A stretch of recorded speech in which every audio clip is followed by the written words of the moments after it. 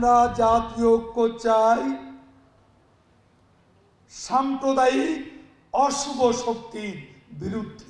আমরা জাতীয় ঐক্য চাই দুর্নীতি সন্ত্রাসের বিরুদ্ধে। আমরা জাতীয় ঐক্য চাই এদেশের জন্মের চেতনা, এই চেতনা নিয়েই আমরা জাতীয় ঐক্য চাই।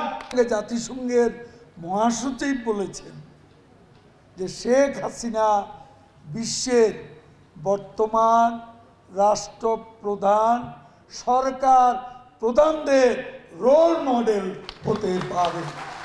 শেখ হাসিনার এই হাইট এটা বাংলাদেশের হাইট, এবং এই হাইট আমাদের সকলের জন্য গর্বের বিষয়। বাংলাদেশে আজ দু একটা দল আছে, তাদের যতটা না আওয়ামী লীগ বিদ্বেষ তার চেয়ে বেশি শেখ হাসিনা বিদ্বেষ। তারা আওয়ামী লীগ কেন, তারা শেখ হাসিনাকে হটাতে চায়। এখন পর্দার অন্তরালে দেশে বিদেশে যেসব চক্রান্ত চলছে, এই চক্রান্তের মূল টার্গেট হচ্ছেন শেখ হাসিনা।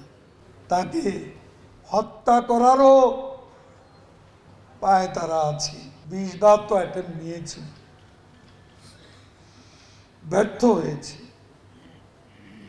এখন আবারও তাকে ঘিরে ষড়যন্ত্র হচ্ছে। আমি অনুরোধ করব বাংলাদেশের মুক্তিযুদ্ধকে বাঁচাতে, আমাদের অস্তিত্বের লড়াইয়ে শেখ হাসিনা অপরিহার্য নেতৃত্ব।